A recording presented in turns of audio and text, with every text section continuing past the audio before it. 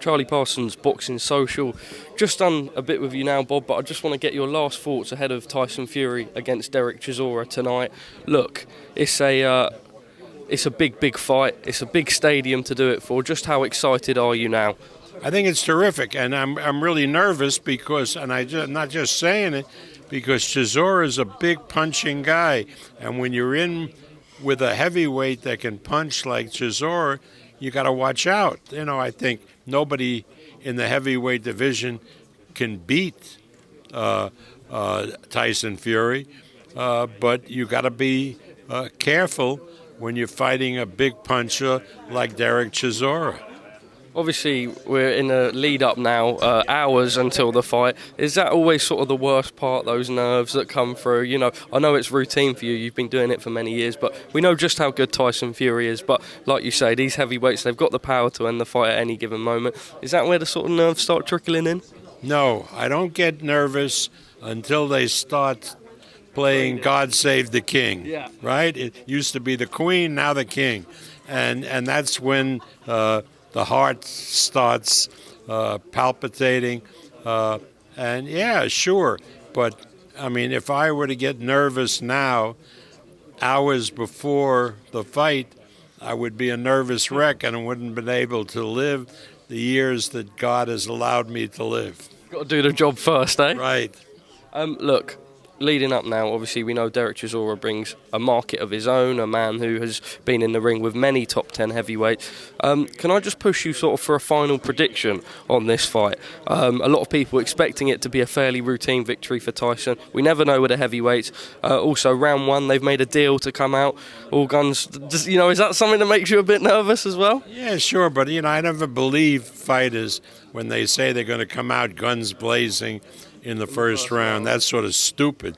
You have to really, size up your opponent. But maybe they will.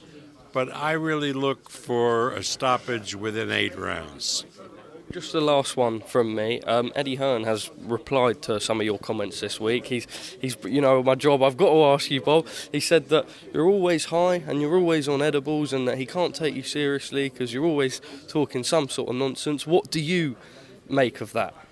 Well, that's wonderful, but I don't, and I like edibles, and I don't make excuses for having used marijuana, but I don't use it when I'm working. I don't use it when I'm doing interviews. I do it at night in my own private world.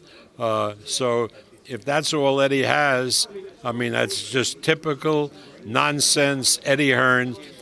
Trust me, in the United States, Eddie Hearn is considered a joke. Ask any promoter, ask Golden Boy, ask Al Heyman, Eddie Hearn is a joke. DAZN gave him over $1 billion to crack the U.S. market, and all he's done is piss the money away. So if you talk about a joke, the joke is Eddie Hearn, how he's acted in the United States. And one of his problems is that he gets involved in everybody's business. Everybody's business is his. He predicts how a fight will draw on pay-per-view when he has nothing to do with the fight.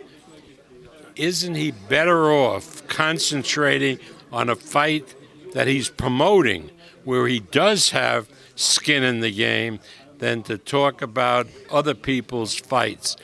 But no, because he can't, you put a microphone in front of him and it spews out a guy who can't control himself and just talks for the sake of talking. Bob Arum, on that note, I think it's a good place to end. Thank you very much for your time, sir, and look forward to seeing you the rest of the night and Yard Baturbiev in London.